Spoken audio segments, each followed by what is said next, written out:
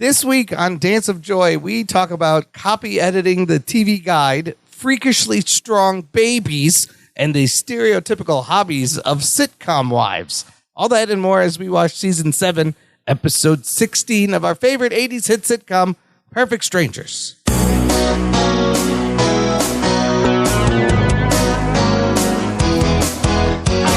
Hello, cousin. Welcome to Dance of Joy, a Perfect Strangers rewatch podcast. My name is Imran. I'm here every week, and joining me every week, of course, is my sister, Sophia. Hello. Hi, sister. How's it going? I'm not gonna lie, I'm exhausted all the time these days. Just being an adult is hard. Oh, the world is hard. A trash fire. Yes. Everything's exhausting. There's so many responsibilities. I wish I could just go back to being brand new and no responsibilities. Being a baby, if you will. Babies have a good, easy life. You know who's got a good life? 2-year-olds. What do they get to do? They get to nap all day long and eat whatever all they the want. Snacks. No worries in the world. No bills. No. They can poop in their pants. They haven't been jaded. There's no judgment. I wish we could all go back. Life. That's the life. To being a 2-year-old, and maybe we can vicariously through our cousins. Through season 7, episode 16 of Perfect Strangers. We are getting through season 7, folks. 16 of 24. 16 of 24. We're getting there. And this episode is called Yes, Sir, That's My Baby. Yes, no, sir, I don't mean maybe. Yes, sir. That's a song. That's my baby shampoo. Well, I was going to play that. In my head. It just came out of my head. Remember this? Yes, sir, that's my baby. And the kids sing. No, sir, don't mean maybe. Yes, sir, that's my baby shampoo. That kid's that great. That's just my baby came out of my shampoo. head automatically when I saw this episode. The song is actually it's from the 20s, made popular by someone named Ace Brigode and Eddie Cantor, who I've heard. But it's the Johnson & Johnson's baby commercial. But in their song, they didn't say shampoo. No, but that should be the song. I don't even know how the real song goes. This commercial was huge in the 80s. So huge that it just came out of my brain automatically. So, what's this episode about? Is it about baby shampoo? Because that's all I can think of now. Maybe. If you read the TV guide back then about this episode, you would have read this description. The prospect of Jennifer being pregnant has Larry and Balky contemplating the prospect of fatherhood and reverting back to infancy. Okay, side note, I want to really edit this description. First of all, they use prospect twice, and reverting back is redundant. You don't have to say back. Just reverting to infancy. It's already a revert. You don't need the... Yeah, they did use prospect twice. That's sloppy, TV Guide. Yeah, come on, TV Guide. Just 3 people starring this week. We got Bronson Pinchot as Balky, Marklin Baker as Larry, and Melanie Wilson as Jennifer. But, of course, the cousins will be doing double duty as baby versions of themselves. You'll see. This episode aired February 8th, 1992.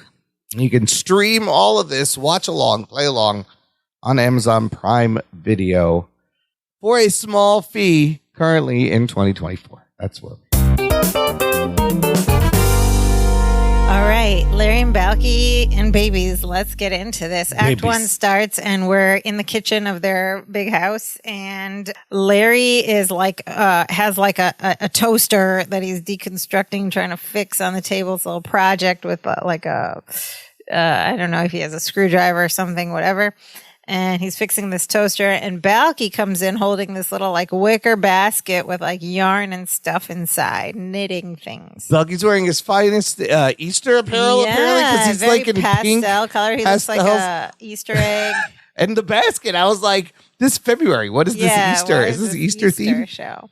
And also, Larry fixing a toaster, he's got it open. I feel like people do that anymore. Nowadays, the toaster breaks, you get a new one. He would now, but in the 90s, maybe not. But I feel like he would just make it more broke or hurt himself. He would cause a fire once the thing would be plugged back in. Yeah, exactly. So is that a smart idea? Anyway, Balky comes in and he sits down next to Larry in the toaster and he's like, I gotta tell you something. And Larry's like, I know, the toaster's broken. And Balky was like, it is? No wonder why my Pop-Tart never popped up. And just as he says that, Larry pulls out this like charred square of Pop-Tart. Charred only on one side, on and the other side is untouched. That's kind of funny. That's and he what pulls it out with pliers. That's what he's using. Yes. And he hands it to Balky, and Balky like takes it delicately, flips it over, and puts it on. He's like, "Ooh, I got my Pop-Tart back." And then he's like, "Oh, I also got a fork in there. If you find that." And Larry pulls out the fork. But that's not what Balky wanted to tell him. No, he wants to tell him the plot of the episode. Yes. Which is, he says, oh, by the way, the thing that I wanted to tell you. The plot of this week's episode, Larry. Viewers, is Jennifer is knitting something for you. And he says normally he wouldn't want to spoil the surprise, but he wants Larry to take a look at what's in the basket. And he puts the basket in front of Larry, but Larry's focused on the toaster. He pushes it aside. He's like, it's okay. She's probably another sweater. She's always making me sweaters. Except for the time she knitted me a car cover. I don't understand this joke. Was it just too big? And he's like, I'll just use this as a car cover. Big square. Was there a laugh from the audience after this? A slight laugh. It's supposed to be a joke. She's always knitting me sweaters, except for the time she knitted me a car cover. I kept thinking about it. I was like, what does that mean? What does that mean? She knitted something just too big and it's a car cover. Maybe it was literally just a car cover. Could it have been a blanket, Larry? I don't know.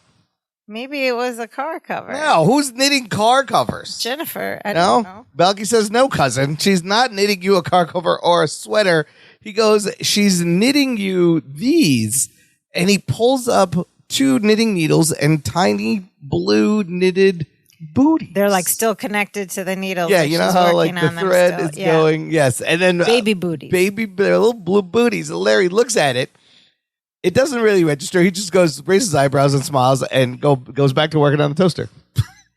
And Balky's like, normally I wouldn't even dream of spoiling the surprise. And as he keeps talking, it finally hits Larry what he saw. Yes, when he says surprise, Larry's head and he looks pops up and his eyes are buggy-eyed, oh my God, frozen. It's so funny. We happened to pause at that moment. It was hilarious. His eyes are so protruded, they look fake. Like somebody just put 2 round marbles. Yeah. I don't know how he does that. And suddenly things are starting to click. And but Balky still doesn't get what Larry just got. He says, naive Balky. I wanted you to see them so that when she gives them to you and you see that they're way too small, you won't say. And then at the same time, for different reasons, Balky and Larry say together, oh my Lord. Yeah, because Larry now is staring at him with his mouth wide open.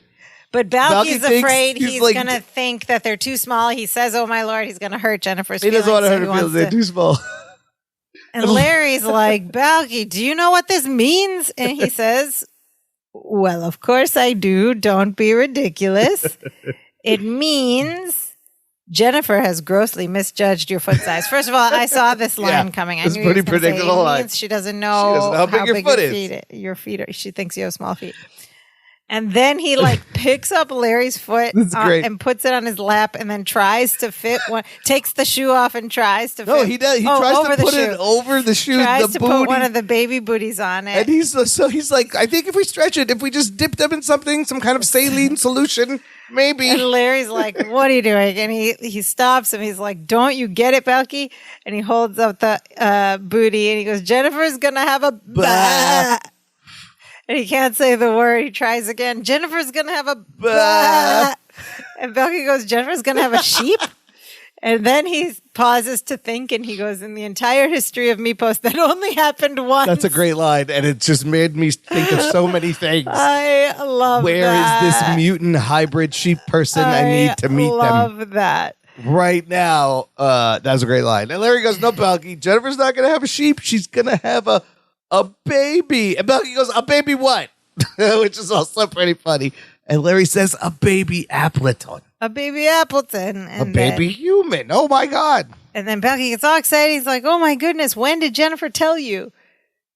And the thing is, she hasn't told him. And he says she obviously wants it to be a surprise. That's why she's knitting booties. And Balky's confused by that, and Larry explains it's what women do to prepare for a baby. And Balky's like, that's weird. That's odd.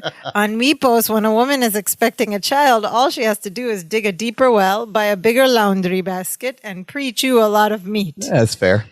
In the meantime, Larry's still looking at these booties, and he realizes that they're blue, and that means it's a boy, and then he panics. He's getting panicky. Oh, I can handle that. I used to be a little boy. I'll just do everything my father did. I'll be my son's pal.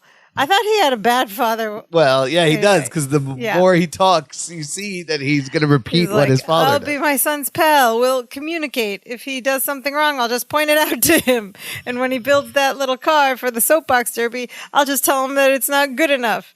And I'll be sure to tell him in front of all his friends. There it is. That's what happened to Larry growing up, and he's going to make the same mistake. And then he's like, oh, no. Who am I kidding? And he starts sobbing. He's like, I'm going to destroy my son. Yes, it's always a fear you're going to pass on the bad parenting. And Balky's trying to comfort him and says, I think you're overestimating your influence, which is kind of funny. And he goes, you'll learn to be a father. In the beginning, just let him be a baby. Have fun, eat with his hands. And Larry's like, that's just like you, Balky. Everything is fun and games and enjoying life. And then he goes, well, that's just not how it works. Someday you'll have a son of your own. You'll see just how hard it is. Oh, my God. Larry doesn't even have a son yet. And he's already lecturing Balky about how hard it is to have a son. That's not, you can't let the baby just be a baby. And Balky's like, whatever, maybe I will have a son. I'll teach him everything my father taught me. And what did he learn? I'll teach him how to shear a sheep. Okay. I'll teach him how to milk a goat. Okay. I'll teach him how to outrun lava. Okay, all useful things, really, if you think about it, living on an island. The lava thing especially. Don't run towards it, Balky. And then here comes the next setup of the episode. He said, cousin, wouldn't it be great if our little boys were best buds just like we are? Oh, there it is. Of course they're going to be. Yes. And then oil dissolve. You got a little wavy dissolve into a doorway with Balky and Larry standing there. So now we're in their like imagination, although they're wearing the same outfits. They're in the hallway of upstairs somewhere, like by the bedrooms. And, they're in the doorway looking into a bedroom, and you can see like the little bit of the wall has like baby room. Well, once they show the room, decor. you notice everything is like painted on, like the light switch, the doorknob. It's all flat, faux. Because we're in this fantasy world. Even that front door, it's like a trompe l'oeil. The wood paneling looks like caricature. But it has depth, like it looks 3D, but it's all flat painting. Right. Because we're now in this fantasy in their head. And what is the fantasy? We see them looking into a room and kind of looking down a little bit. And Larry says, sweet dreams, little Larry. Oh, little Larry. Have a nice nap. And after dinner, I'll teach you how to balance a checkbook. Oh, my God. Sounds what a like boring fun, dad. Larry. And then Balky looks in and he says, snoozy, baby Balky. Sleep on your face and drool. That's all he has to do. And he goes, after your nap, we'll take you to Disneyland. Whoa. He's the fun dad. Yeah. And then they close the door and you see them in the hallway. And Larry's like, why did you tell him that? We have no intention of taking them to Disneyland. Balky says, I'm just hoping you'll take me. And they walk off. And then we cut to inside the room. Okay, now we're in this crazy room. And what do we see? We see a giant crib, an oversized rocking chair. There's a play rug. Again, with the drawn-on wallpaper and window dressings. And also, all the furniture is huge, kind of reminiscent of that dog show they were on. Oh, yeah, with the oversized furniture. Yeah. And the camera slowly zooms in, and you see baby Larry and baby Balky. And, of course, it is Bronson and Mark in pajamas. Yeah, they're full-size adults, but all the furniture is big. They're in this huge crib, so they're baby-sized, but as regular proportioned adults. They're in onesie pajamas. Yeah. But they have bellies and, like, butts, like babies do. Kind of like they're wearing diapers almost, right? Yeah, like kind of chunky butts and, like, baby bellies. And I like this detail. Balky has, like, a little pink vest on. Has a tiny vest over his baby So they onesie. sit up between the slats of this giant crib, and they're both just sucking their thumbs. And, like, I think the funniest thing of this whole sequence is Balky's hair is they just decided to tease the heck out of it. Like, they're meant to be like they just they're yes. Although the dads just said have a nice nap, so they haven't even had the nap yet, but their hair looks like post-nap hair. Yes. And also we'll hear when they start talking that baby Balky speaks in a Maposian accent, which is just goofy and silly and of course fun. He does. But that's the point. Yeah. So, okay, tell us more about the room. Toys. There's toys. There's a giant teddy bear behind them. Right now, there's like a ball stuck between the slats next to Balky. And they're sitting like with their legs through the slats. Hanging off the thing. Looking out sucking into the room their thumbs. And then they both pull their thumbs out. And baby Larry's just like, balance a checkbook. That's why I love my dad. He's practical. That's a skill I can use. He goes, what can you learn going to Disneyland? And then baby Balky goes, that it's a small world after all. And how to have fun. So, okay, they have the attributes. They have the same personalities as their parents, as their dads. That bit continues this whole time. And so they're just carrying on that same parallel. And baby Larry says, that's just your problem. You think the world is about fun and games. Well, that's just not how it works. Again, that's what he just said. That's what the adult Larry just said. So baby Balky takes the ball, which is wedged between the slats, like pulls it out and then just like bounces it off of baby Larry's head and then smiles and kicks his feet. And he goes, wow. He says, that was more fun than bouncing that golf ball off your head. He's throwing balls at his head. And then he's like, I want to play with my bookie cat. There's a little cat, stuffed animal on the bear. And there's a lot of physical comedy. Okay, but like let's talk about the proportion of some of these toys because the bear is stuffed huge. Cat is like proportional to them, their bodies as a stuffed bear. It's like normal sized. But this teddy bear is like giant. Enormous, and you can see it behind them the whole time, and it's just like looming. I thought it looked pretty scary, actually. It's almost as big as they are. Like this is a big teddy bear. But the whole set is oversized, right? It's meant But not everything makes sense. Not everything made sense. But I like that they were trying to give you like what the world is like as a 2-year-old, what the size of things are. So there's some physical comedy, which we're just going to jump through. Like he's teasing Balky with this cat and walking back and forth. He won't let him have it. And they're walking like babies. Yeah, they like, just with their butts out and their bellies forward. Stumbling and they're pulling each other's stomping hair. around. Yeah. Balky keeps I want my bookie cat. I want to play with my bookie cat. I want my bookie. And Larry's teasing him and saying, you can't. And then he holds it out and he goes, okay, fine. You can play with Bookie Cat. But if you do, his collar bell will ring and then our dads will know we're not taking a nap and we'll be sent to an orphanage. And he's kind of like doing it like a little kid. Yeah. Bucky's like, an orphanage? He goes, yeah, and we'll have to eat crumbs and sleep on thumbtacks. And Bucky goes, I don't want to sleep on thumbtacks. And Larry's like, well, you have to sleep on thumbtacks if you play with Bookie Cat. And Balky's like, I don't want to sleep on thumbtacks. Well, you have to sleep on thumbtacks if you play with Bookie Cat. And then now he got him to flip, and we got Balky to say, I don't want to play with Bookie Cat. And Larry's like, I think you should play with Bookie Cat. He's just gaslight him and done a flip. Even baby Larry is manipulative. Yes. Bucky's like, I don't want to play. And Larry's like, I think you should play with Bookie Cat. I think you should. And then finally, I don't want to. Please don't make me play with Bookie Cat. Cries in the most hilarious way, and then Larry just goes, okay. And then Balky goes, okay. And then Larry goes, I'll play with Bookie Cat. And he spins him around from his tail, makes a cat screeching, and then just throws him away. Throws it into the room. So he's already did the whole rabbit season, duck season flip from Looney Tunes. Yes. Great. He pulled a Bugs Bunny, and he was manipulative like his dad. Now, here's where they break from their father's characters a little bit because baby Larry's like, okay, he throws the Bookie Cat and then he goes, let's get out of this crib and have some real fun. Oh, he's got an adventure streak. Grown-up Larry wouldn't break the rules like that. But baby Larry's he's headed. He's like, I'm getting out of this crib. So he pushes the giant teddy bear to the corner and starts to climb up onto it over the rails of the crib. And he hoists himself over the side of the railing of the crib. And it's funny because at one point he's just like, he does it like a baby would he goes over head first and then he's like completely sideways on the side hanging. But anyway, next to the crib is this giant rocking chair. wooden rocking chair. So he lands on that. There's some like stunt work here. Like, it might not even be him because I feel like it's them doing on this giant, this giant chair. Meanwhile, baby Balky has he's sucking his one thumb, and he realizes he has two thumbs, and he goes, "Oh, dessert!" He puts both thumbs in his mouth. And baby Larry's like, "Stop acting like a baby." And baby Larry goes, "I'm not a baby. I'm just a terrible 2." So I guess they're 2 years old. Yeah, they're supposed to be 2, but I don't know. Okay. And then he goes, "I wish I was 3. They say life begins at 3. That's what he's heard already. And finally, baby Larry has gotten on the rocking chair and rocked and slid off forward to get to the He's floor. on the ground, and he starts dancing and jumping around like a little kid. Flailing his arms up in the air. He's like, "I'm out of the crib. I'm out of the crib.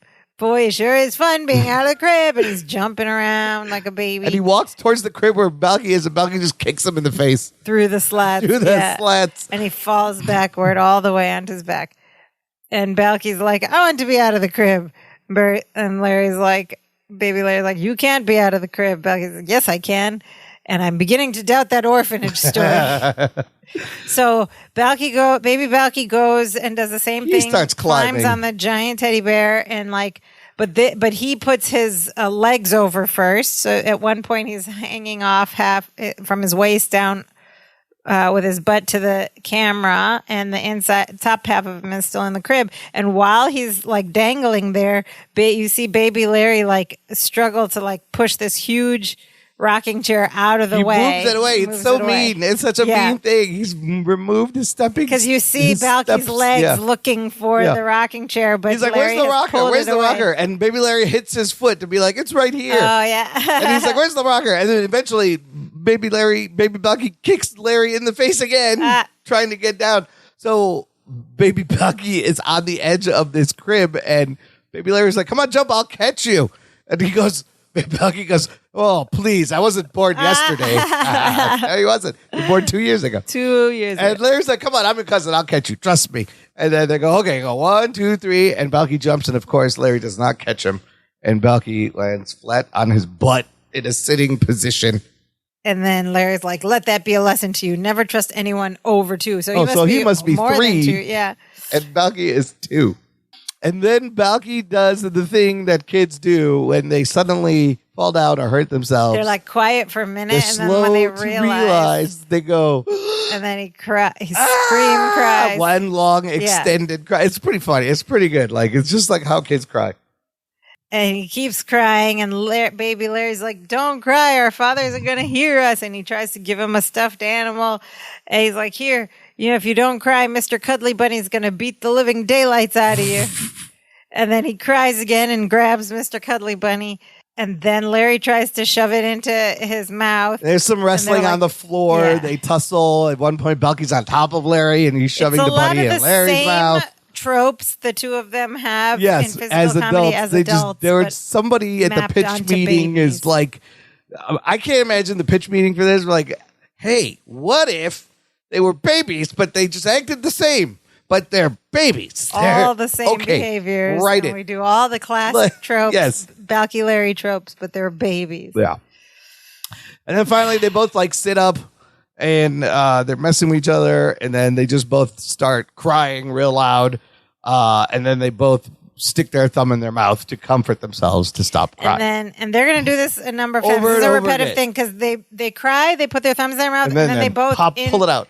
But they pull it out in a way that makes like this popping noise at the same time, like together, and then they continue a conversation like nothing ever happened. Yeah. So they do that. They pull out their thumbs, and Larry goes, "I'm bored." And Balky says, "Me too." Then they like do baby movements. Yeah, they're like slapping their thighs and just talking nonsense. Like Larry's like, "I wish I lived on a ranch. I wish I had a plane. I could go all over the world." Meantime, Balky has taken off a sock and he's trying to put his foot in his mouth. Yeah, like they're sitting on the floor and he does that thing where he pulls his foot up that babies do. And he goes, "I wish I could get my foot in my mouth. That way I'd always know where my shoes are." So stupid. It doesn't make any sense. Silly. And then Larry pushes Balky over because he's holding up one foot and he tips over. And then Balky kicks Larry over. And he falls over. And then they both slowly stand up like babies stand up. And baby Larry says to baby Belky, that's your trouble. You think small. And Belky goes, I am small. He goes, although genetically I have a good chance of being taller than you. See, they got the height joke in. Still got a height dig. And they push each other's faces away like the grown-up versions do. And they both do the cry. And the suck put their on thumb the in thumbs. there, comfort themselves. And they pop 'em out. remove the thumbs and they keep conversing. What I mean is, he says, you're perfectly content to nap your life away while there's other kids outside having fun. I'm going outside in the back. See, this is a reverse. Yeah, I feel he's like being all adventurous, and baby Balky's like, I don't want to do this. Balky's character would be like, let's go have fun. And but they got Larry going, I'm going to go out in the backyard and play on the swings. That doesn't really fit. It's confusing. But he says, I'm going to go play on the swings. And they kind of hobble over to the window. And Balky says, well, I want to come with you, but the swings are way out there, and we're stuck in here. How are we going to get out there? And Larry says, don't worry, I have a plan. Yep, so same as we that did as babies too. First commercial. Same shtick, just as babies. That's the end of Act 1. Listener, you can join this conversation, listener. We have a fun Facebook group called the Dance of Joy podcast group where I post episode threads ahead of time.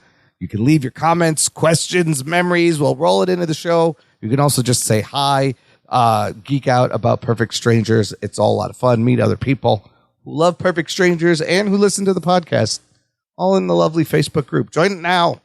All right. So these babies are trying to get to the swings that they see out their window. What's going to happen?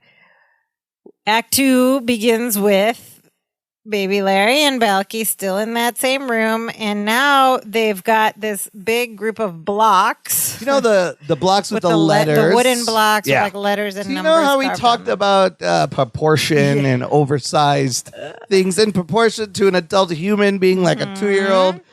This is the one instance where they break the rule, and these blocks are huge. They're just giant letter blocks. They're giant. Maybe, I don't know. Maybe they sell oversized ones. If they were 2 and 3 years old, those blocks would still kind of fit in their hands. Yes, they'd be large, These not that large. blocks are like huge. Like they've made a pyramid and he's climbing it like a mountain. It's like a CrossFit box jump, like 18-inch size box at least. Maybe inches, a 20. Yeah. So, and he's made a pyramid so he can climb. So, look, it's not consistent. But again, you'll notice like the window. But it is funny and effective. The window is drawn in. Everything's drawn in. It's all flat. It's kind of funny. So, yes, baby Larry is slowly starting to climb the blocks. And he tells baby Balky to hold the box. But, of course, baby Balky is distracted by a giant panda bear sitting on a chair just behind him. And he walks over and goes, hello, Mr. Bear. And he's like, do you want to play in our backyard? And because baby Larry's on the blocks going, Balky, are you holding the blocks steady? And Balky's like, just a minute, cousin, talking to Mr. Bear. And Larry goes, you're what? And he turns around. And of course, what happens? The blocks topple over. He falls onto the big floor. Fall. More stunt work here by our actors. Yes. And baby Balky's still over there playing with Mr. Bear. Larry gets up on his feet and walks over to Balky, who's still playing with the bear. Like he's doing like body parts. He's like nose, eyes on the bear. So that's kind of clever. You know how kids will do that? You do that. You're like eyes, nose, mouth. But they never do it on their own. It's always the adults who ask them, like, where's your eyes? Where's your mouth? He's doing it to himself. And by this point, Larry has walked behind him. When he gets to ears, Larry just grabs his ear and pulls it real hard. And he goes, what did I ask you to do? And Balky goes, hold the blocks. And Larry goes, what did you do? Balky goes, talk to Mr. Bear. What happened, Larry said? Causing Larry fall down, go boom. This is what he says. And he goes, what should you say to me? And Balky goes, do it again. Do it again. And he pushes him away. Balky starts to like toddler run away from Larry, and Larry chases him, and they're going all around the room. At one point, they're crawling on their hands and knees under this giant crib. Also, pause. You notice now there's a giant seesaw in the foreground. That seesaw wasn't there. Not there in the before the commercial break. So somehow they pulled out a seesaw. There's a seesaw. But before the seesaw, they come out from under the crib, like by the window side of the room. And Balky stands up and looks up, and in front of him is this giant terrifying Jack in the Box. Yeah, this is also really out of creepy proportion. looking. And it's huge. It's bigger than he is. It's way bigger than the baby. And it's frightening. It's nightmare fuel. Way out of proportion. Yeah, and so he gets up and sees it and screams Like, and continues to run. And he runs away. And then Larry, who's crawling behind him, also gets to that part, stands up, sees the Jack in the Box, and then goes to Balky. And Balky's like, I just never get used to that thing. That thing is frightening. And Larry's like, concentrate. We got to find a way out the window. And Balky goes, let's play patty cake. And Larry's like, I don't want to play patty cake. I love this.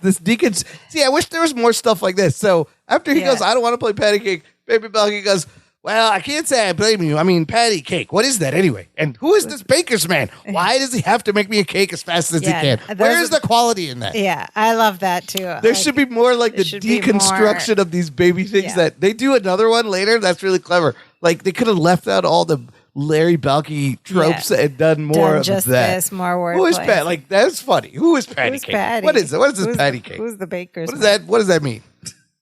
And why does it have to be fast? Yeah. Balky's still babbling on about patty cake, and then Larry sees the seesaw. And he's like, "Oh, the seesaw, perfect!" And so they both like toddle over to the seesaw. Baby Balky apparently has never been on a seesaw before, but baby Larry has, maybe because he's a year older or something. I don't know. So he's like, "Oh, I've always wanted to play on one of these. How does it work?" And Larry explains. Larry sits on one end. They both sit on it, and they're like even for a second. Okay. And then Balky's side goes down, and Larry pops up, and Balky goes, "Oh, all the fun's on your side." And then baby Larry's like, "Stand up." And then baby Balky stands up on the seesaw. Yeah. Which doesn't change anything. Yeah. And he goes, I don't see what the whole thing. And he starts to step off of the seesaw. And Larry's like, don't. And he steps off. And then Larry slams down his butt to the ground. And then he's a baby and stunned and he cries and screams. But by then, Balky has come over there. So he grabs Larry's thumb and puts it in his own mouth. Or puts it in Larry's mouth. Upset, comforted, done. Moving on. And so he does the same thing again, sucks on it, pulls it out, continues talking. And he says, we're not going to play on the seesaw. You're going to sit on that end. I'm going to climb up on the blocks and jump on the high end. And you'll sail through the air, land on the windowsill, and you can climb out. That's a great He plan. wants to torpedo Balky. Yes, Balky over to the windowsill. The window. Baby Balky immediately just goes, uh-oh. And then Larry's like, you don't like the plan. And Balky, no, I didn't see that. Yeah, I didn't say that. And Larry's like, no, you don't like the plan. And then Balky goes, well, I'm recovering from that Jack in the Box thing. Because, I mean, look at that thing. It's hideous. Again, now a great deconstruction of a Jack in the Box. He goes, it's hideous. A disembodied head and a pair of arms and just a spring for a body. How does it digest its food? That's he goes, like all very good questions. Flying through the air. He goes, I might have done that before, but now that I know I have two thumbs, I've got too much to live for. That's a cute line. Because he discovered a second thumb that's dessert. Yeah. That's so they got to think of something else, and they're standing there, and baby Balky goes, I know. We can take the crib and push it over to the window and climb up on that. And Larry just goes, no, that'll never work. And then he waits a moment, and then baby Larry goes, I've got it. We can take the crib, push it over the window, we can climb up on that. Which is exactly what Balky had just said. Which is what Larry always does to him, except Balky goes, when you say it, it don't sound like such a good idea. And Larry, here's another Balky Larry trope from adults. Oh, really? Larry says, oh, really? Oh, really? Let me ask you something. How many nurseries have you escaped from? Oh, well, How many? How many? Oh, come on. How many nurseries have you escaped from? Was it? And then Balky goes, this argument is a lot like a diaper rash. I've had it before, and I'm going to have it again. That's kind of funny, too. But, yeah, they have to do that. And he doesn't even answer in this one. We don't know how many. How many times? Larry just says, come on, let's pull on the crib. So they both get to the one end of the crib that's closer to the window. Babies. How are they going to move this crib? I know. Babies can't pull a whole crib. Maybe 3-year-olds. Actually, 2 or 3-year-olds, two of them together maybe. And they go over to the crib, and Balky stops to hug Mr. Bear on the way. So then Larry knocks it away. Shoves the panda over.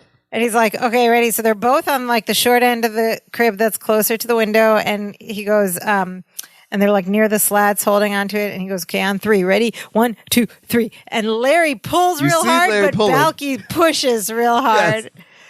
And neither of them has realized yet what's happening. And Larry goes, okay, one. And the crib obviously doesn't go anywhere. They're just standing there. He goes, one more time. 1, 2, 3, ready, go. And then again, Balky's pushing. Larry pulls and Larry's Balky pulling, but this time Larry notices what's going on and he steps back and he goes, okay, here we go. One more time. Ready? 1, 2, 3. And he's just watching Balky. He's not helping. And Balky is clearly pushing with all his force. And he stops and Larry just goes, pull. You know what? But like Balky's pushing alone and the crib doesn't move. But it might have also been funny if Larry had stepped back and then it moved. And then he let Balky because the joke was that it wasn't moving because they were going in opposite directions. If the crib moved, but he fell. And it moved further from the window. Yeah, like and then he's Balky pushing the other way and he fell. Yeah. That would have been funny too. But in this one, he didn't push it at all. And then he just goes, pull. And then when he says pull, Balky grabs his nose and pulls his nose. He goes, ow. And then they both squeeze each other's face and they both cry, do the cry, suck their thumbs, pull their comforted, thumbs they're out. done. Going back to conversation. Go back. Cousin, you know what I was thinking? This is so weird. Larry goes, no, I do the thinking. I, me. He's just yelling at him and Balky's like, it's babies like you that give us 2-year-olds a bad name. Gosh. It's very strange. He's just yelling, I, me. He's trying to be baby Larry. So they're going to try pushing this thing again. He goes, okay, one more time. On 3, this time we push. Ready? But he was supposed to say pull because they're still trying to pull it toward the window. So it wouldn't make sense for him. He does say push, but and he counts to 3 and they in fact pull. I think the line was meant to be pulled. Why would he say this time we push? And then when they do it, you notice that they are both pulling. Yeah, they're pulling. I think the line was meant to be this time we pull. Yes, but he says this time we push. I think that's an accident. And then they actually pull it. That is weird. Yeah, I think it was an accident. And they kept didn't it in. bother to fix it. Okay. Because otherwise it doesn't make sense. No, you're right. That was weird. Pull. So in any case, they pulled. And we caught that as we watched it. I was like, wait a minute. He just said push. He said push and they're pulling. So maybe some kind of, I don't know why they left it in, but anyway. And they start pulling on the crib. And then we don't know if they make it out just yet because we cut to the hallway again where their dads, grown-up Larry and grown-up Balky, are coming back to the door. Apparently they think these babies have been napping the whole time and their naps are done. They're in the hallway and Larry's saying, Balky, we're lucky to have such quiet, well-behaved children. And Balky's like, yes. And he goes, are you sure we can't go to Disneyland? And Larry's like, no. Then there's like a loud crash from inside the nursery, like a big commotion. And Larry opens the door and he and Balky peek in. And what do they see? They see baby Balky and baby Larry with the crib upside down, overturned on top of them. So they're in a little cage. Yeah. And you see all their little stuffed animals, like legs sticking out from under the crib. And they're still between the slats, like prison bars in this, but the crib is just like upside down over them now. And they look up at their fathers together and together they go, hi. They couldn't budge this crib, but somehow in a split second, they managed to flip it the over. Whole thing on top I think that's them. Like a nod to it's just toddlers causing havoc. Yes, like and exaggerated. Parents are like, how did you even do that? How did they even do this? How did this kid get? I mean, there's videos. You see those videos of those kids climbing out of their cribs and stuff when the parents. Yeah, I mean, we don't have kids of our own, but like we've seen kids. Always put them in cages. That's the lesson. Put them in cages. Anyways, and dissolves back out of the fantasy back to real life.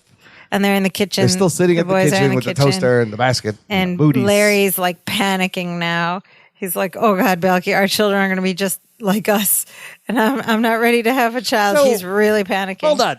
Do they both have this shared fantasy? Did they both see who saw what this? Maybe they were talking about it and it was a shared imagination. This was some kind of, either they took some like psychedelic maybe they said, imagine vegetables this, earlier. And they're talking through and they had this shared ayahuasca trip hallucination. Whose head were we Unexplained. Was it some sort of like holodeck on Star Trek where there was a simulation? Listen, it was a squiggly dissolve. Yeah, but both of them were in there, and they both both saw the same thing. Listen, anything can happen after a squiggly dissolve. You don't question the reality of the situation. After the doodle-doo, all bets are off. The squiggly dissolve is a window to any there was a possibility. Dissolve. All right, I'll allow it. Whatever. It's the best narrative storytelling tool, the squiggly dissolve. It's a great gimmick. And he's panicking. He's like, I'm not ready to have a child. I couldn't even take care of my pet goldfish. I overfed him and he died. Belky's like, Winston's dead? You told me he went to a petting zoo, and he starts to cry.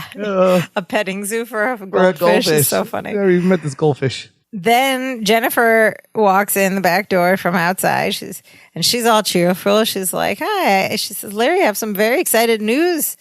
And Larry smiles at her, and then they're standing at this point, and Balky's behind him, and he just faints and falls backward, and Balky catches him. And so he's like at a diagonal. Balky's caught him, and he says, and Jennifer looks concerned. She's like, what's going on? He says, don't worry, Jennifer. Cousin Larry will be okay once the baby arrives.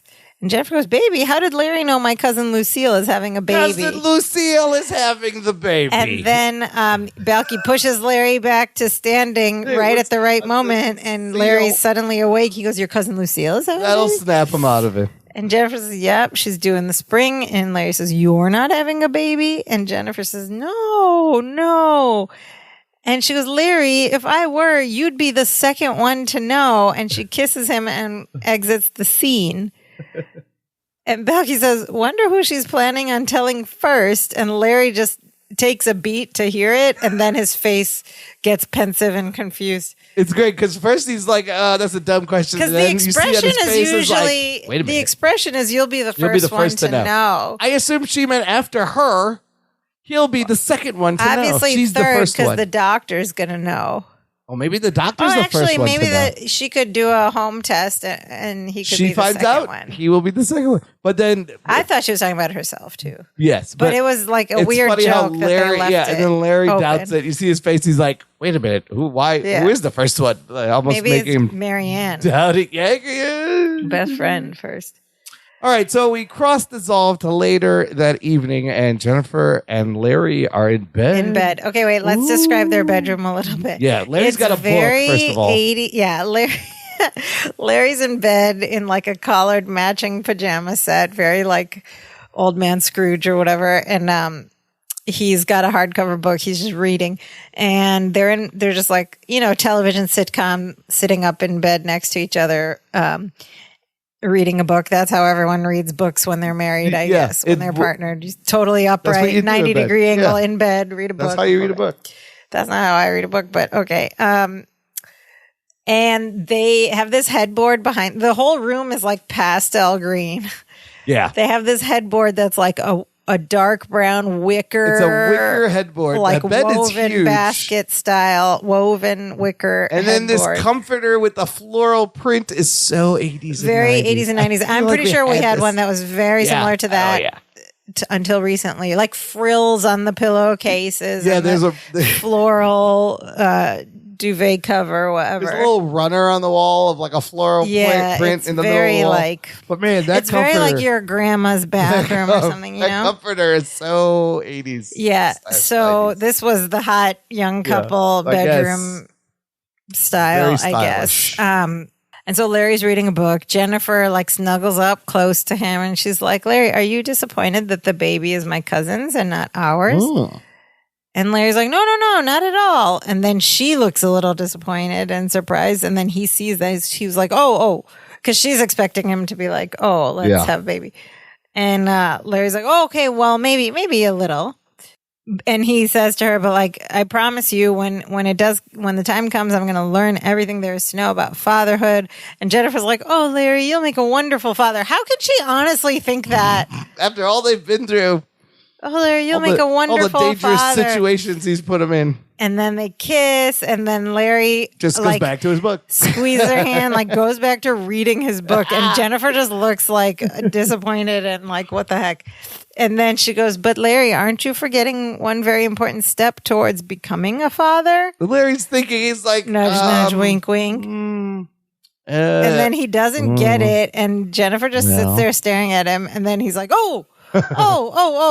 And he like fumbles and puts the book aside and they start making out. He's like, oh, and then he goes to reach for the lamp, only he ends up like knocking the whole lamp off the side table to the floor and the light goes out and the episode ends. Very suggestive. Wait, what? And then it cuts to black. What happened? What's happening? I don't know. You have to turn the lights off and write a letter to the stork together in the dark. And then the stork brings the baby. See anything. Oh, yeah. They got to fill out the stork paperwork. Yeah. It's suggestive ending. Very suggestive. Roll credits. Listener, check out our TeePublic shop. Visit danceofjoypod.com/shop where you can purchase lovely t-shirts, hoodies, tote bags, coffee mugs, cell phone cases, all with the Dance of Joy podcast logo. You'll be supporting the show, advertising the show. It is a wonderful way to support the show. This whole episode, sister, was, I guess, inspired by this Laurel and Hardy short. Another Laurel and Hardy thing. We saw them do actual Laurel and Hardy a couple episodes ago. There's a Laurel and Hardy short titled Brats from 1930, and I was watching it on YouTube. And yeah, they do the same thing. They're in oversized furniture. Laurel and Hardy are playing their kids. They even have the oversized bricks. It's really exactly the same. And yes, Laurel and Hardy are imagining their kids and they're playing their kids and everything is, it's exactly the same. Were things a little more proportional in that one? They were. And some of it seems to be like they composited them into a regular shot and made them seem and like shrunk them. Wow. Big technology for a little bit. 1930. But the short's like 21 minutes. You can watch it on YouTube, and it's essentially that. But there's a lot more locations in the Laurel. They go to the bathroom. They run up the stairs, and he's like small. Watch it. Yeah. It's very interesting. I was just skimming through it. But yeah, this is clearly...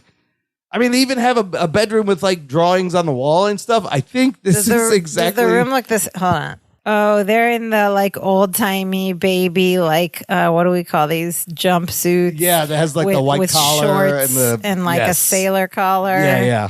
Little baby sailor suits. But they also wear a nightgown later on in the thing. The blocks are more realistic size, though. A little bit. They're still kind of big. They're big, but they're not climb up on. They're not that giant. They have like drawers they climb up on. The bathroom is cool too. In their bedroom, there's like drawings of kids playing on the wall or something. They have a drawer. Yeah, okay, I see. Well, that's fun. I think that's fun, but weird that they did two Laurel and Hardy homages. Sure is. What do you think of the episode overall? Listen, I'm not going to lie. When we first, back in the early pandemic days, and this could be some insight for our listeners. I don't think we've ever talked about this, how we started this podcast. So Imran has another podcast. I do other kinds of entertaining. And we had been looking, loosely talked about like, we should do some kind of project together. We didn't know what that project would be. And then the pandemic happened and Imran messages me or calls me one day and he's like, hey, did you know All of Perfect Strangers is on Hulu? And he's like, I've been watching it and it's still really funny. It holds up. And I was like, oh, no way. So I started watching from the beginning. This was back when it was on Hulu. And then I found myself every night like sending him messages about like what I thought or calling him to talk about things I remembered. And then we were like, oh, this is our project. We should do this podcast. So then we started.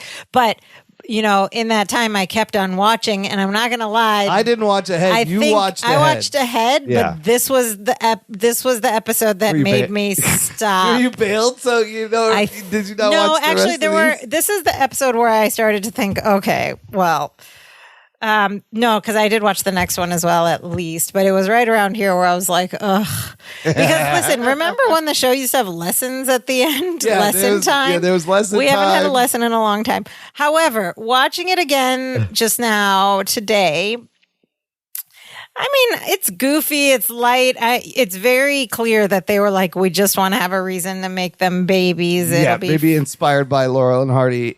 There's some funny moments. And as we said already, it could have been funnier if they didn't stick too strictly to just doing the adult baculary tropes. And also, if you're going to stick to the adult baculary tropes, then don't get confusing with the with the characters. Like baby Larry doesn't make sense that he's the one who wants to have he wants fun. to get out. Because in the Balky's adults, talking about all fun Disneyland and stuff. And his father is practical, teaching him how to balance a checkbook. So why did the baby Larry was the one to want to break He's rebelling out? against all the order. Didn't make sense. If you're gonna do adult trope, if you're gonna map it that way, stick to it and make it consistent. But instead, like I agree, instead of doing the same thing Balky and Larry do as babies, they should have been more like unique observations as babies, like they did with the patty cake thing. Yeah. Kind of a little bit with the Jack in the Box. Like they should have had more of that. Like just the point of view.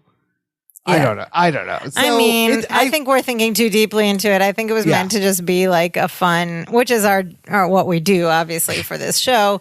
So that's fine. But, I wasn't. But even the bit seemed too long. Like they ran out of things and it was kind of filler for what it was.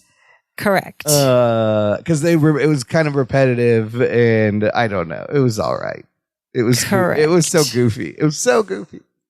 It was very goofy, but it was enjoyable. I give it like a B minus. Oh, I don't know, something in the middle, something. C plus B minus Yeah. C. Let's. You know what I want to know is what our listeners thought because this is always our listeners had a lot of thoughts. I bet they did.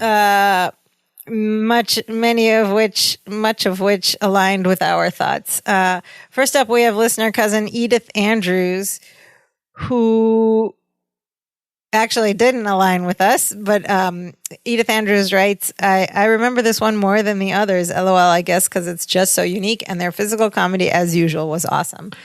I mean, the physical comedy was good, and I guess it would be memorable. It's very distinct visual image of them. Yeah, even though Laurel and Hardy did it, a lot of other shows didn't do this kind of thing. I didn't remember this one at all. But yeah, physical comedy, like them walking around like babies, it's kind of funny. I showed you the best version of this before we started, which, listener, check it out on YouTube. Beck Bennett on Saturday Night Live did a character called Baby Boss, where they would meet him, and he's the body of a whole man, but the body of a baby, and dressed in business attire, talks like an adult, but walks around and acts like a baby. Like a baby. And he must have had a baby and just been able to study because it's so funny. Yeah. He does it so good. He does like tasting a lemon. Yes. He does all the expressions when you get excited, waving the hands around and the walking over. It's so funny. Baby Boss on SNL. Boss. It was kind of creepy, but very accurate. But it's really strange, and it's a really strange sketch. They did it a number of times, but it was the first thing I thought of. I had the same reaction to that. I was like, I bet either one of the writers or Beck Bennett himself just had a baby and was like watching this baby, because that's what comedy people do. They watch, they observe, they make, and then they're like, oh, this is funny, and maybe they would start to do it like for their friends, and they're like, oh, let's write and it's probably Beck Bennett because he's the one who had to act it out. And he pitched this. I'm just imagining all this. Pitched the sketch with like, what about like an adult? Let's write something about an adult that needs that acts like this. It's like a baby, but he's an adult. And so that's what I think this episode, the writers were probably like, what can we do to get them to be baby versions of themselves? But also maybe teasing, foreshadowing what's going to happen. But I mean, did you know that it wasn't going to be Jennifer's baby? I kind of like figured from the beginning that it wasn't. See, I forgot because I know there is a baby coming. I kind of remember that. I don't remember that, and I didn't get that far in my rewatch. I wasn't sure, but I was like, it's probably not hers. She would have told him, like, of course, it's going to be a jump to conclusions thing, which is what you do. But I think it's a foreshadow also. Okay, we'll find out. All right, next up we have listener cousin Nicole Stoner, who writes, your mileage may vary with all of these episodes we discussed, but I do not enjoy this episode. Larry's childhood trauma is nothing new, and it's understandable that Larry is concerned about his kid growing up in a cats in the cradle situation. But part of me thinks this idea might have worked more effectively if a pregnancy or baby was already introduced in the show. She writes, the cousin baby segment takes up around 14 of the 23 episode minutes. Thank you for calculating. Yeah, it's a lot of it. And I think that's the reason why I don't like this episode that much. The entire fantasy sequence feels like it doesn't advance the plot. There is no plot. There is no plot. It's just filler. Again, this was just it's like how many gags a vehicle can we throw in here? to have them act like babies. Yeah. And she writes, Larry and Jennifer's discussion at the end of the episode doesn't help much either because Larry's anxieties aren't really resolved. That's a good point. He was like, oh, it's just not my. Yeah. But knowing him, maybe they will never be resolved. Like I said, your mileage may vary. All good points. Yes. And I think we share all of these sentiments.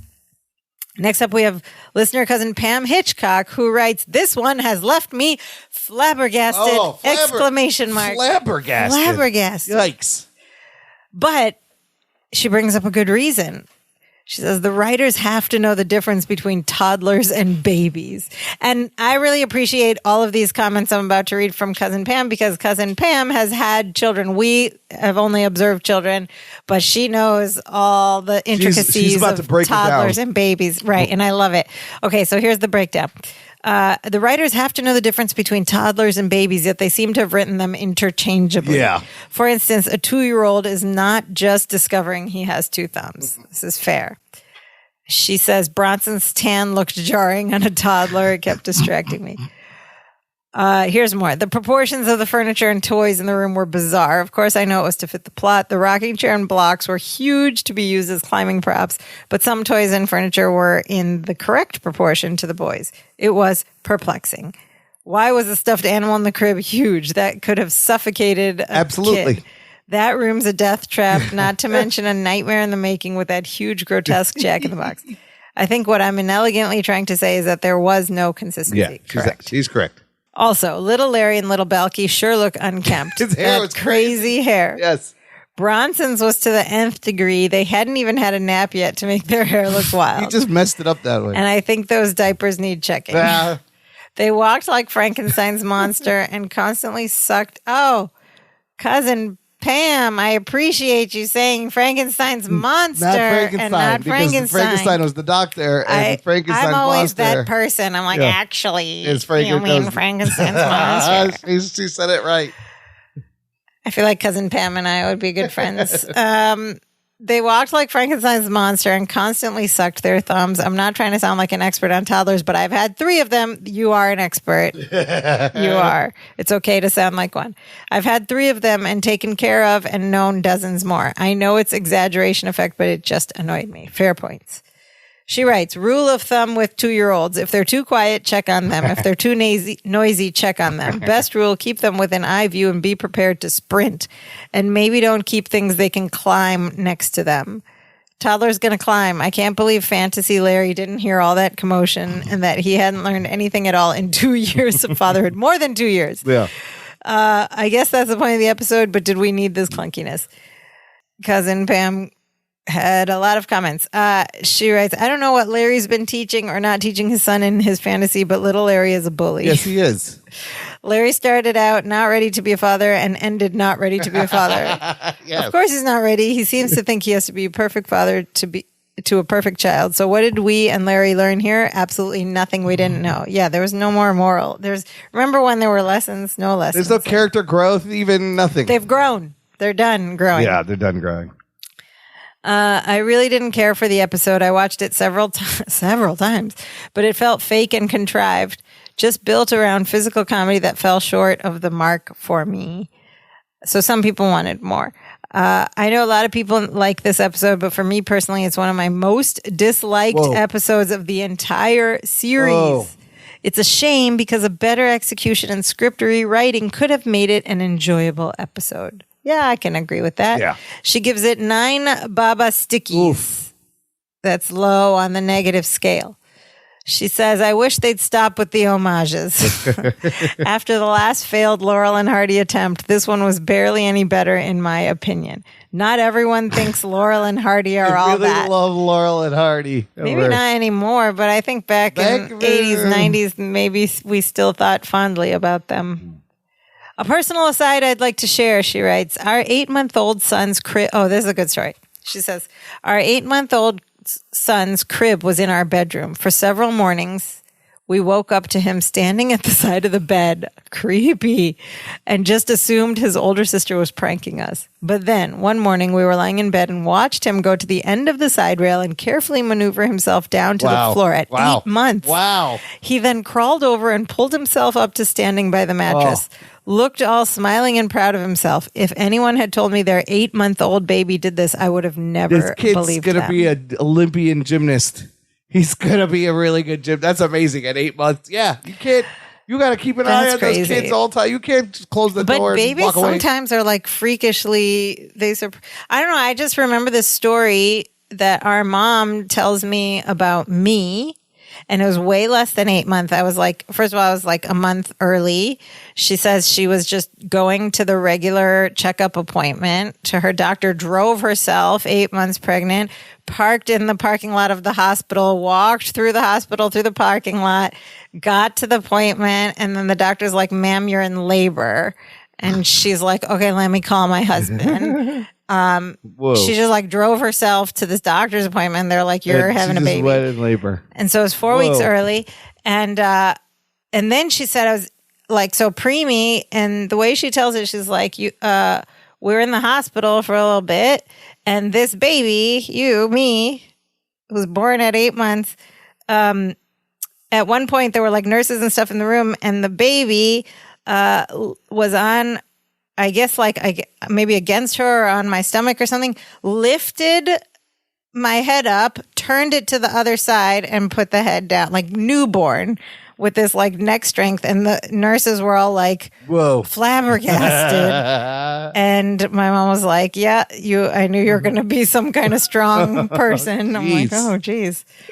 Incredible neck strength for a baby. My wife's mom told me that my wife used to she would climb all the way on top of the refrigerator somehow. She could get on top, climb up the drawers and somehow climb on top of the refrigerator. Build that baby a climbing wall in the basement. Yeah, so I know people who've done that for their kids. Look, if the kid's gonna climb, build them something to climb on. Build them something to climb. Anyway, strong babies, yay. Thank you, Cousin Pam. Very insightful comments and insider knowledge about toddlers and babies. Put them in a cage. Next up, we have listener cousin Jason Karinko, who writes, I'm going to join the consensus of naysayers for this episode. Yeah. It's the lowest rated episode of the season according to IMDb for a reason. I will point out some things I liked, but there aren't many. Okay. This is what he liked. Balky's pastel shirt and vest. I don't recall seeing it before, but I like how its springtime palette matches the theme of rebirth and new life. Okay. Yeah, baby colors are pastel. Yeah. He liked Larry's panicked, bug-eyed reaction when he finally realizes what little booties could mean. That was great. He likes the illogical decision to have baby Balky speak with a Meposian accent. I liked that too. It was kind of fun. It had to be, because read the next line. He says, while it may not make sense, the alternative of Bronson speaking without it would have been too off-putting. That's not working. Yeah. That's not going to work. I really didn't care for the mental image of Meposian pregnant women stockpiling pre-chewed meat. It's just how they make it digestible. Yeah, it's like birds. It's like baby bird him. And he says, and finally I have to say, in the last scene with Larry and Jennifer in bed, how was Larry supposed to understand what Jennifer was getting at? She wasn't wearing her Tonight's the Night t-shirt. He's got a point. LOL. I'm on Larry's side. You got to be a little more. You got to wear the shirt and the thing you want me to do, Jennifer.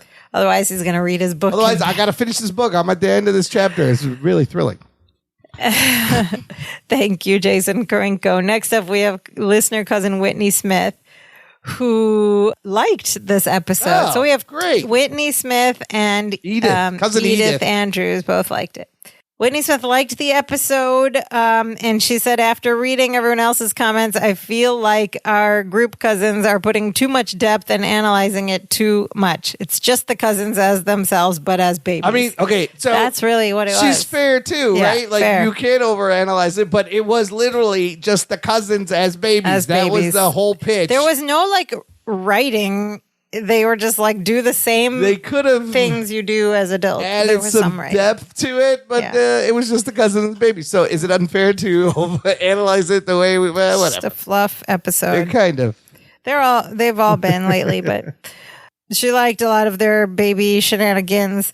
She also liked how they mapped the adult tropes over the babies, which was cute a couple of times. It just kept doing it. They did all of them. They did a bunch every of single them. one. And she loved, of course, baby Balky's Meposian vest. And basically just liked Larry and Balky as babies.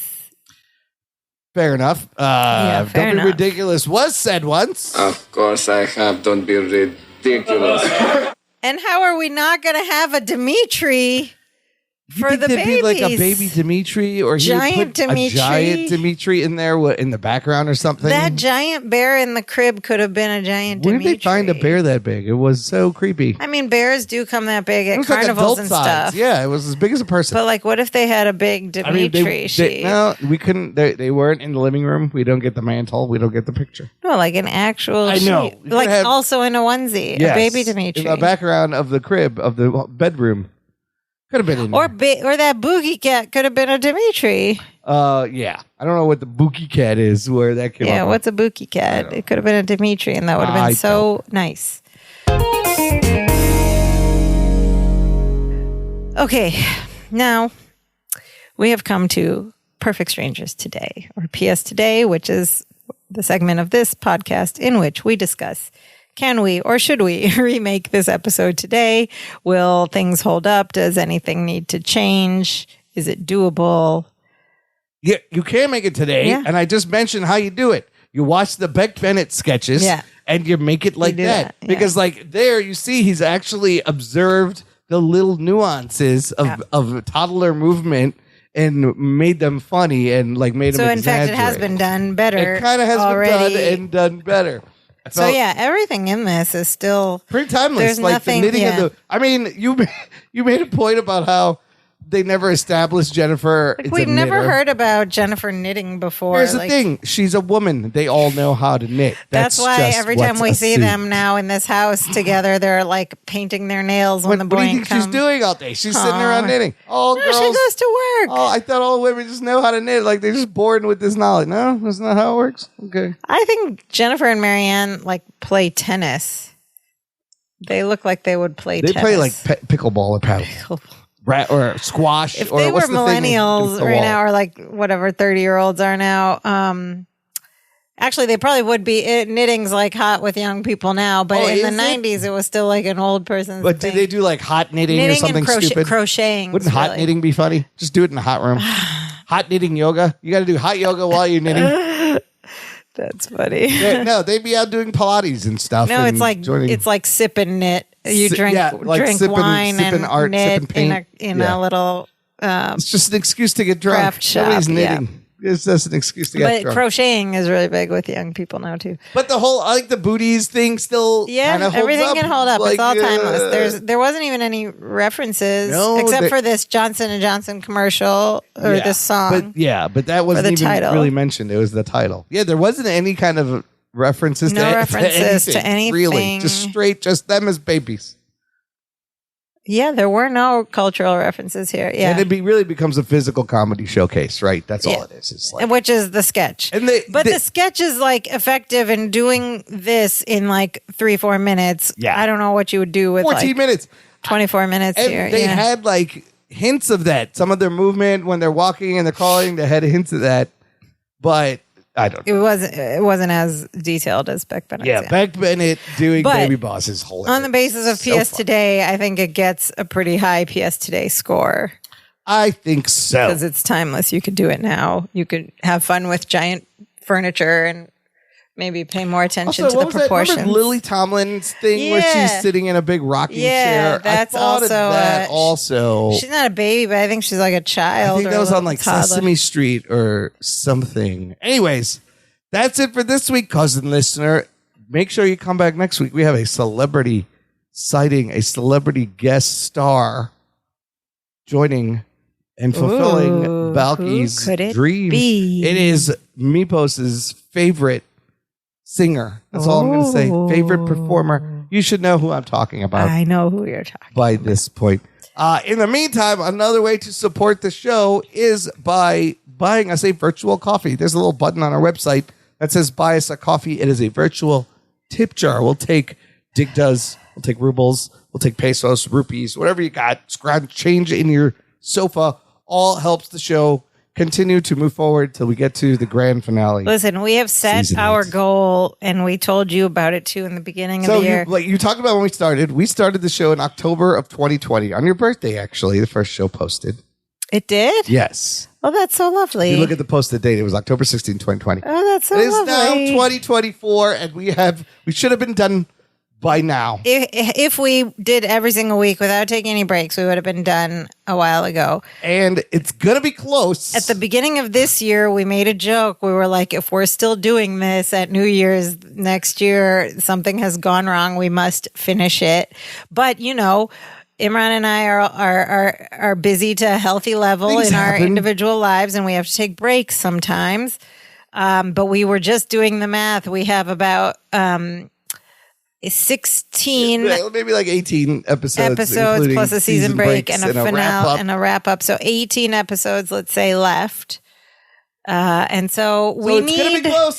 speaking of support, we need believe all in of us. your, so not only just buying us coffees, but just your good vibes, your healthy, like you can do it vibes. We still finish before the year's out. It's going to be close, but I think we can do it. Okay, that's our believe in goal. us. Help us finish this before the end of the year. Should be no interruptions. And then week we to can week, have but a you never big know, things celebration at New Year's and Yes. talk about future plans. But that's why you got to buy us a virtual coffee, keep us caffeinated and rolling. And you also just have to keep cheering us on, and you can do that very easily by going to our website, danceofjoypod.com, and you can do us a huge big favor by clicking on all the various platforms where you can find this podcast and hit that like button, that subscribe button, leave us a rating or review. Every little bit of engagement helps this podcast keep going and get some attention. You can also talk to us. We'd love to hear from you right from the main page of our website. You can press a button and leave us a voice message. Tell us if you've ever had a joint imaginary situation with anyone. Or shared hallucinations. Shared hallucinations about when you were babies together. Did that ever happen to you? Leave us a voice message. Tell us what you thought about this episode.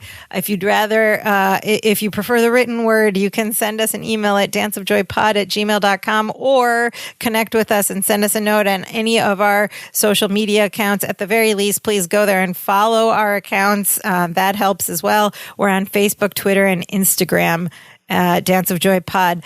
But Imran, what is the most important thing our listeners should do? Oh, you got to embed like a GPS device in your 2-year-old and just have a camera on them at all times because these kids don't mess around these days.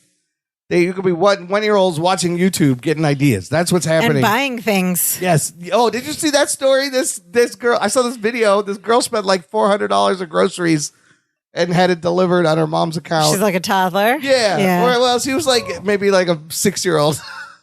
And she's smiling, and the mom's like, "How much did you spend?" The girl goes, $400, smiling back, and there's all this junk food. It's fantastic. For kids, it's like, I gotta get food. So yeah, they're just like, this and they're this. so, imagine having little children who like know how to use your phone and order things. Yeah. So most important thing, keep your kids in the cage, listener. Now, the most important thing, share this show with a parent friend. Ask them if this 2-year-old play is accurate. They're probably going to say no. But they tried. Some of it, maybe. Yeah, I don't some of know. it is Y'all accurate. know better than we do, but it was very helpful to hear that context. Anyway, that's our show for today. Thank you for joining us. And now we are so happy. Now we are so happy we do the dance of joy. Hey, hey, Hey, hey, hey, hey, hey.